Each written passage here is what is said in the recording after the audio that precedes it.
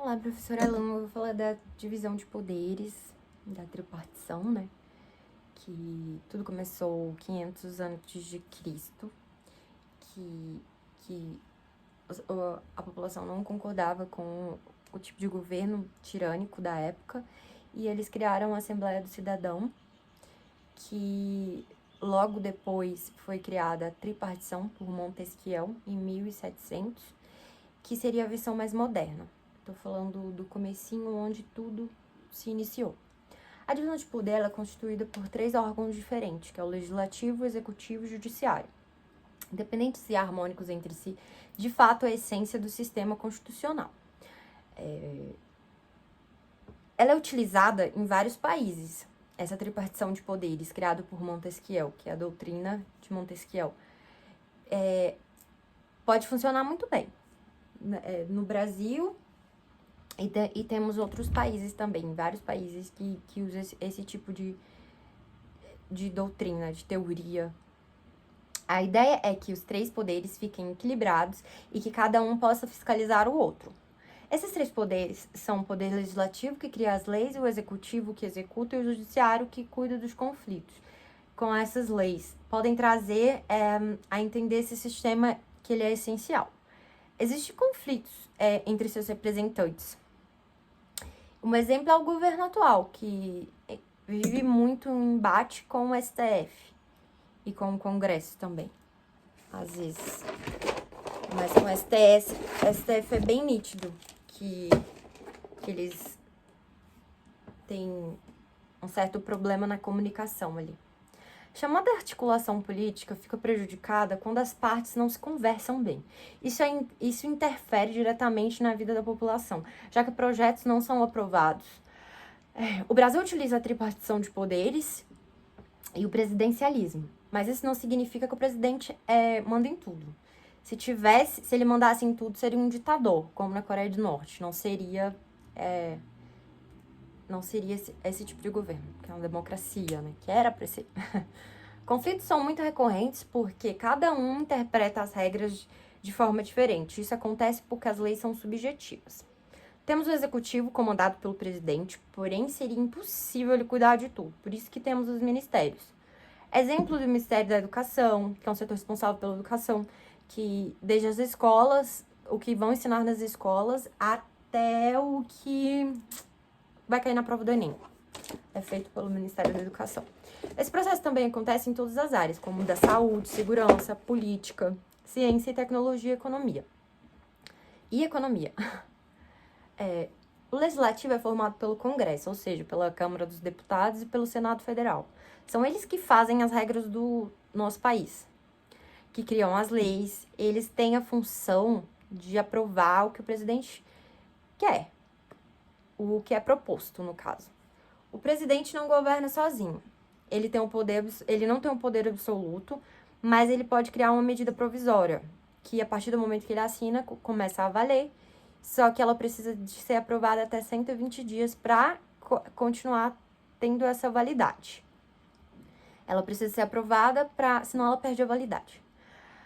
Porém, é uma via de mão dupla. O presidente não está lá de enfeite à toa. Ele está lá para cumprir o seu papel. Porém, ele também precisa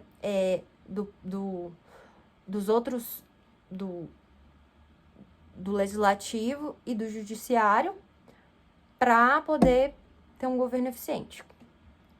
A ideia é que todos os poderes juntos tenham uma governança balanceada, que nenhum tenha um poder absoluto e que todos monitorem uns aos outros. É essa função, no caso, principal.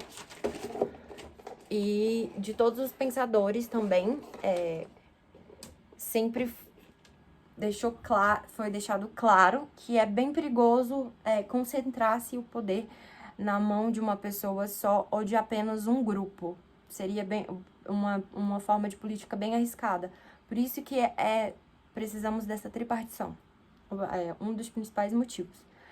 Algo que também é muito importante é que as pessoas não apenas tenham conscientização política no presidente, mas também nos deputados e senadores. Afinal, serão eles que vão fazer as leis e o conjunto deles que delegam o sucesso político do Estado. O que isso quer dizer? não adianta ter uma concentração política com o presidente e não saber o que um senador faz, o que um deputado faz, e não conseguir ver se o deputado e o senador que você está votando, ele condiz com as propostas de governo que o seu presidente que você está votando quer para o país. O judiciário faz com que as leis sejam cumpridas. Assim como os outros poderes, o judiciário tem vários setores, que é o órgão mais importante, é o Supremo Tribunal Federal, que é o STF. Ele é composto por 11 ministros, que não são iguais aos ministros da educação, da economia. Eles são basicamente juízes, mas não é qualquer causa que chega no STF. Ele é destinado a processo de terceira instância, ou para julgamento que envolvam pessoas com foro privilegiado. Quem tem direito a foro privilegiado? Presidentes, governadores, senadores, deputados, vice-presidentes, ministros, enquanto eles estão no cargo, no poder, no caso.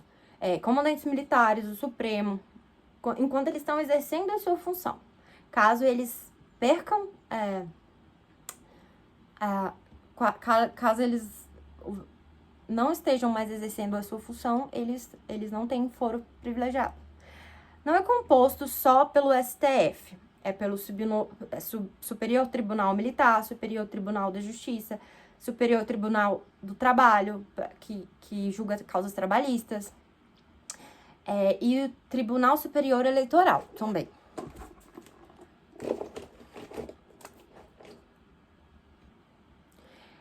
E um órgão que é muito importante e independente também, que ele é comandado pelo Procurador-Geral da República, que é o MPF, Ministério Público Federal. Eles são os olhos dos três poderes, na verdade. Ele é bem importante, é um exemplo o Ministério Público Federal é o que pode fazer alguma denúncia contra o presidente. Ele é o único que tem esse poder, no caso. Mas essa denúncia ela precisa ser aceita pelos deputados e senadores para se dar início a uma investigação, para ver se realmente tem algo errado ou não.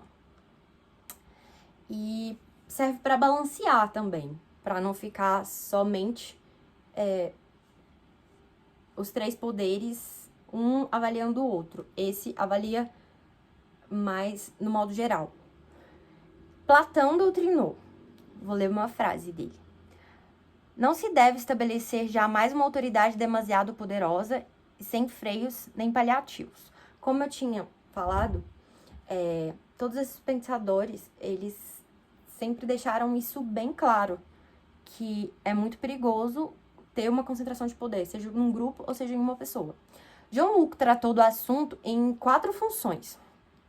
Resumindo, a preocupação desses filósofos e teóricos foi sempre estar a evitar concentração de todo esse poder numa só pessoa, ou num órgão, ou num grupo. A primeira Constituição escrita que adotou integralmente a doutrina de Montesquieu foi na Virgínia, em 1776, seguida pela Constituição de Massachusetts. Reafirma que a concentração dos poderes em um só representante é a verdadeira definição da tirania. Muito arriscado. No Brasil, a Constituição Imperial começou em 1824 e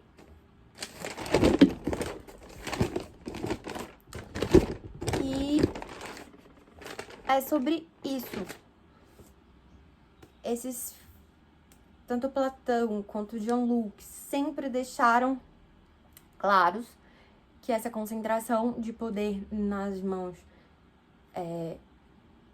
de uma certa minoria, não vou dizer minoria, de um certo grupo político, é algo muito arriscado.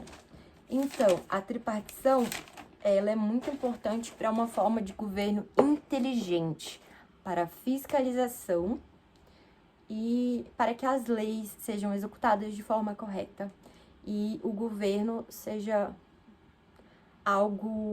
faça algo produtivo, consiga evoluir, consiga ir adiante. É sobre isso. Obrigada.